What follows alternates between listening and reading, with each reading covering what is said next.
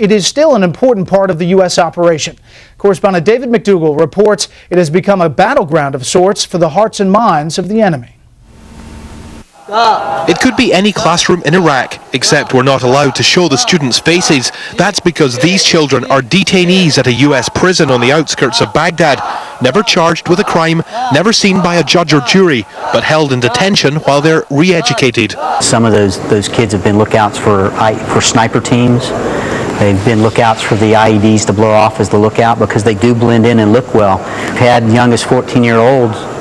When you look at their file, they were holding an AK-47 and engaging a coalition patrol and trying to kill people. A few miles away is Camp Cropper, the top secret prison where Saddam Hussein spent his last years.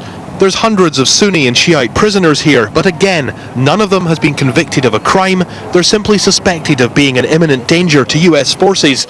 That suspicion alone is enough to land them behind bars. So this is where it all begins for inmates at Camp Cropper, with paperwork and bureaucracy. Then they're sent through to the next room where they're strip searched by US soldiers, then issued with coveralls, underwear and sandals. Finally, they're sent through here to get more sandals, more coverall, a prayer mat, toothbrush, underwear, rules and regulations and a copy of the Quran. After that, they pick up a blanket and head through this door to spend an average of 330 days in captivity. Again, video restrictions are tight. We can look at the inmates in their yellow jumpsuits, take photographs of them, describe the miles of razor wire and concrete, but we can't video anything in detail. Ali Hussein Hamid spent the last 11 months at Camp Cropper. He's one of 100 prisoners being released, all considered rehabilitated by the Americans. I don't know why I'm in here. I was at home and I was captured by US and Iraqi forces. It's not easy getting Hamid's thoughts on nearly a year behind bars. He's reluctant to talk, and you can understand why.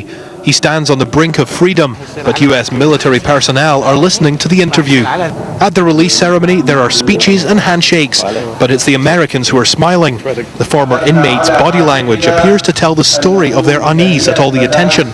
The US military went out of its way to show the range of facilities at the House of Wisdom and Camp Cropper, from classrooms to kitchens, a soccer field and art projects. This place is certainly no Abu Ghraib or Guantanamo Bay. UN Security Council resolutions give America the legal authority to detain Iraqi citizens without charge, trial or sentence.